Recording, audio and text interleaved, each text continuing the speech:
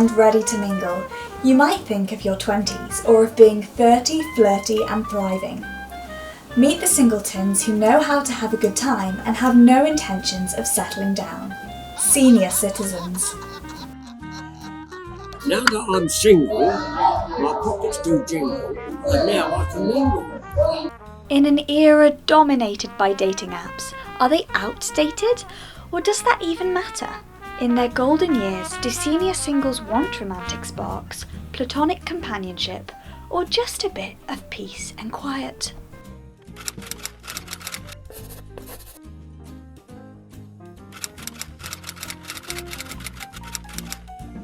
I like sex and I enjoy it, so I like having, I like knowing people that I can have sex with.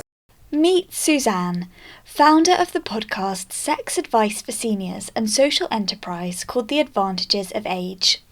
As a regular on the dating scene at 62, she is encouraging conversation about the positive side to aging and the sexual freedoms that can come along with it. People think it's taboo to talk about dating and sex in later life. It's kind of like ick, right? Ooh, my parents are still doing it, ick.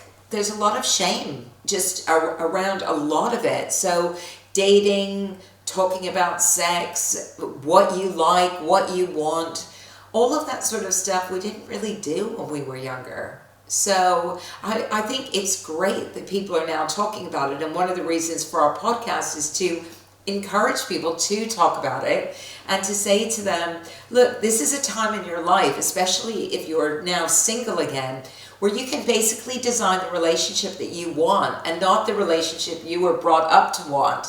So thinking about things like, do you want to have an open relationship? Are you really straight? Are you heteroflexible? Thinking about what you really enjoy and what you really desire. Tell me, when can I get it? When can I get it? Do I have to wait all night long? How many of us have thought that? At 60 plus, there's a clear division that I see between people that are still interested in sex. Mainly women we're talking about, because I think men generally, although not exclusively, but men generally keep on being interested in sex for a longer time than women who may go through the menopause and then decide, do you know what, I never really had pleasurable sex before. There is a bit of a disconnect between women's expectations that they're going to find somebody who's not going to have any interest in that level of intimacy, and men for whom it still may be a priority. Although only 11% of seniors agreed that online dating apps were a good place to meet someone, according to a survey by Choice Mutual, Suzanne joins the 37% of single seniors to try them out in the past 5 years. She argues her success factor was her casual and sexually active status. It's never too late to find somebody that you can spend the rest of your life with. I met my last partner on Tinder. My kids said to me, you're probably the only person that I've ever met who's had a serious relationship from somebody that they met on Tinder. I mean, I think older people still regard Tinder as a hookup app, to be honest, even though I met somebody seriously. He went on it kind of as a hookup app. For the pre-internet generation, Lonely Hearts columns were the older forms of dating apps. Reformed Thatcherite now rejoining the human race at 62. I'm not looking for Mr. Right, I'm looking for Mr. Right now. Vegetarian guy, 70, seeks a male companion to share his cauliflowers with. No marble wash denim wearers, please. Male 65 seeks a female companion, interest, travel, shaiতাnism and headstands, no time wasters or Virgo, please. For the final print edition of Time Out magazine, writer Georgia Evans created a feature of the magazine's legendary dating forum. So a Lonely Hearts column is when people who are looking to find love will write into the magazine in the hopes that maybe they will be matched up with someone who is compatible for them. Writing a Lonely Hearts ad is kind of similar to creating a dating profile, but I guess you don't have to worry about having the perfect picture. You can just write a funny one-liner and catch someone's attention with your personality immediately.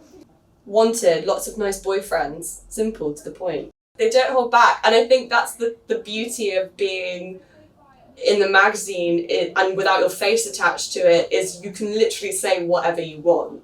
The problem is with modern day dating, everything is so easily accessible on your phone now. The way things are going, I think you have to just be tech savvy in order to date.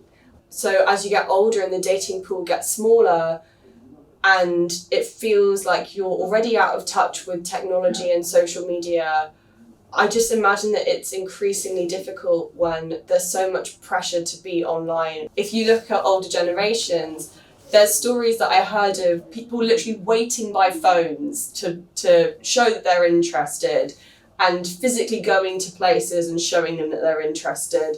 Whereas now it's so much more discreet.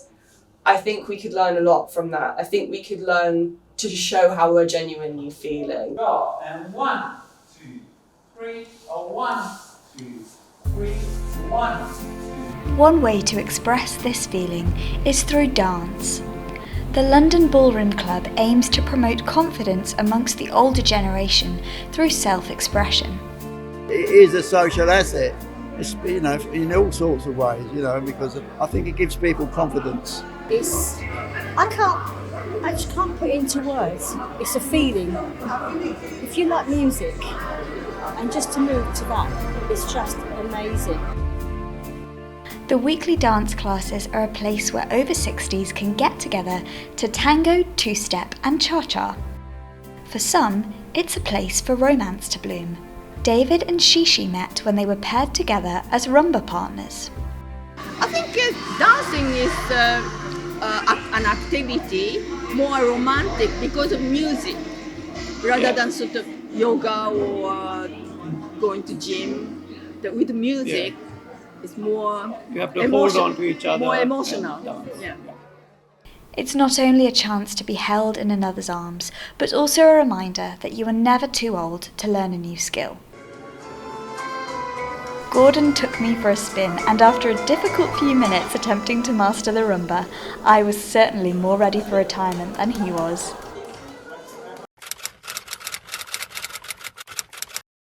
In Hackney, another group of senior citizens are embracing a different type of dance.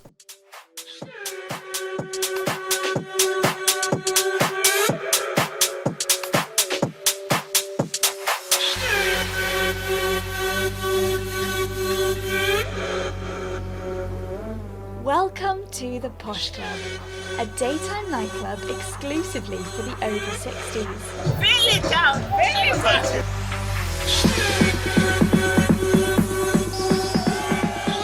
Funded in part by charity donations, this unique cabaret describes itself as an anti-loneliness project in disguise. The Posh Club's a place to find joy and happiness, and I think there's a bit of a chance of finding a bit of love as well.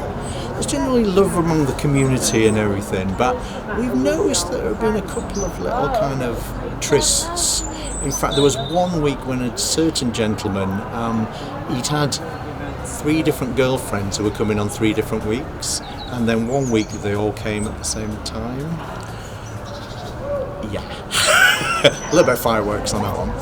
What we find at the Posh Club is people come and, like volunteers who are younger, come and think, oh, I have to look after the old people.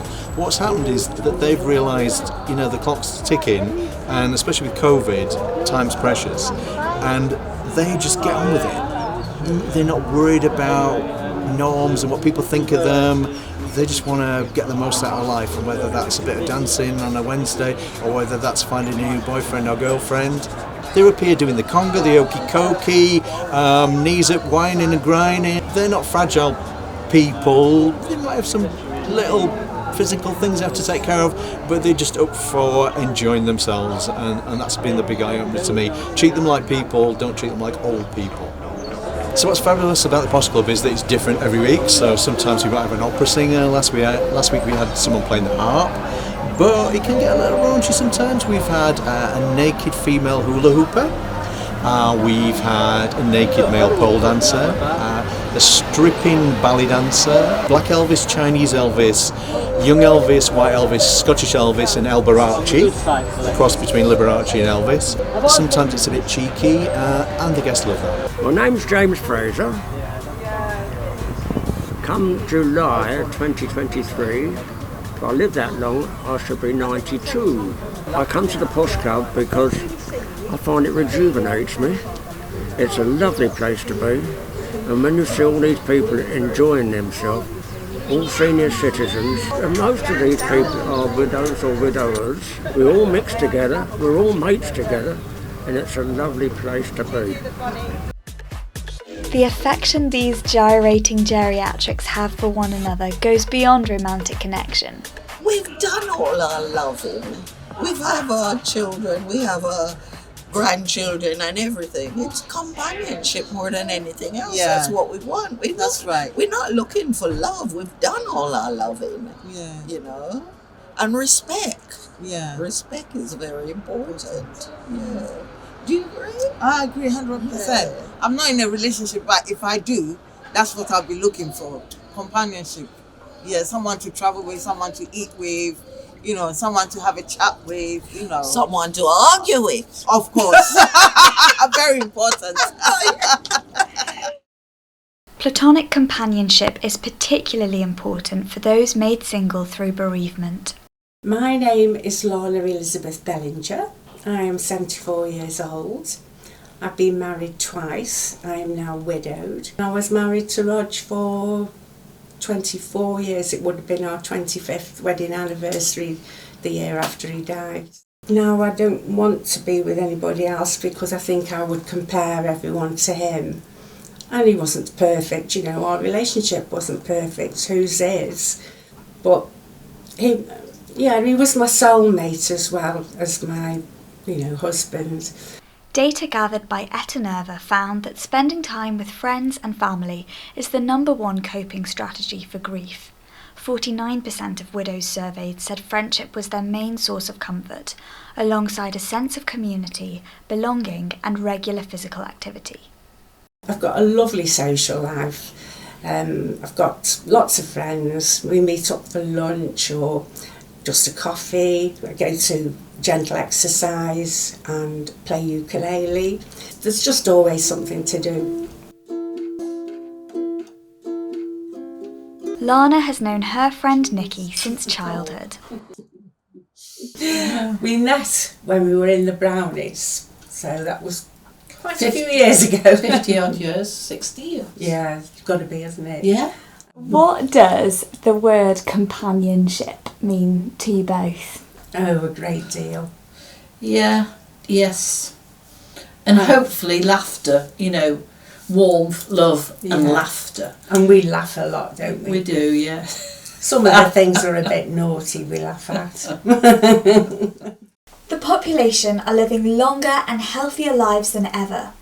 The World Health Organization predicts that by 2030, 1 in 6 people will be over 60. Whether you take to dating apps or the dance floor or prefer the companionship of old friends, today's older generation prove that being senior and single doesn't have to be lonely. And who knows, maybe 70 is the new 21.